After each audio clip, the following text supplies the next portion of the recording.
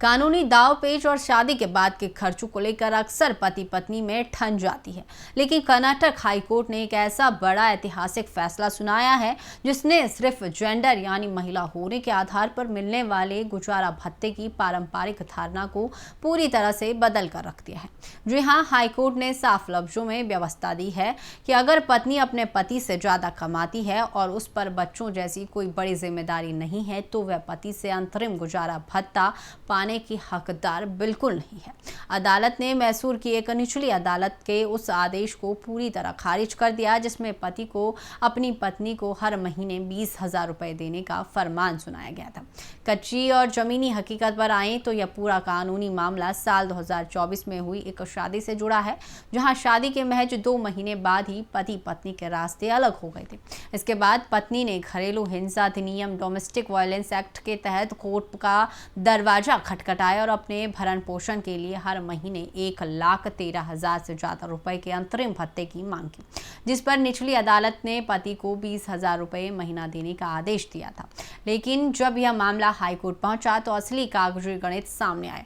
पति के वकील ने दलील दी कि पति की मासिक तनख्वाह जहां महज 60,646 रुपए है, वहीं पत्नी खुद एक प्राइवेट कंपनी में काम करती है और उसकी घोषित आय 1 लाख रुपए महीना है। यहां तक कि टीडीसी रिकॉर्ड के मुताबिक कुछ महीनों में उसकी कमाई 1,64,000 रुपए से भी ज्यादा रही है। हालांकि पति की तरफ से यह तर्क दिया गया था कि शादी के लिए उसने कर्ज लिया था जिसे चुकाने के लिए उसे यह रकम चाहिए, लेकिन वे कोर्ट में इस कर्ज का किसी भी तरह की ईएमआई या कोई पुख्ता सबूत पेश नहीं कर सके। इस पूरे मामले की गंभीरता से सुनवाई करते हुए न्यायमूर्ति डॉक्टर चिलाकुर समूलता की एकल पीठ ने निचली अदालत के फैसले को कानूनी रूप से पूरी तरह गलत और टिकाऊ न होने वाला माना।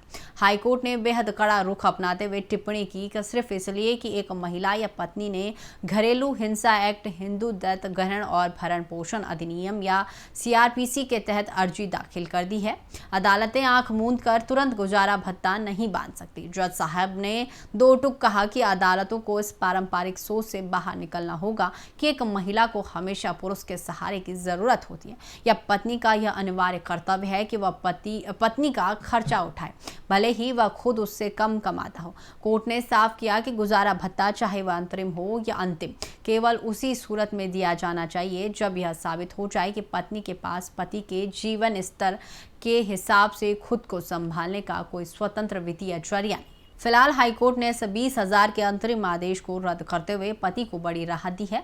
हालांकि कोर्ट ने यह भी साफ किया है कि इस फैसले का असर मुख्य मामले के अंतिम निपटारे पर नहीं पड़ेगा। तो चलिए फिलहाल के लिए बस इतना ही। बने रहे उत्तर भारत लाइव के डिजिटल प्लेटफॉर्म के साथ।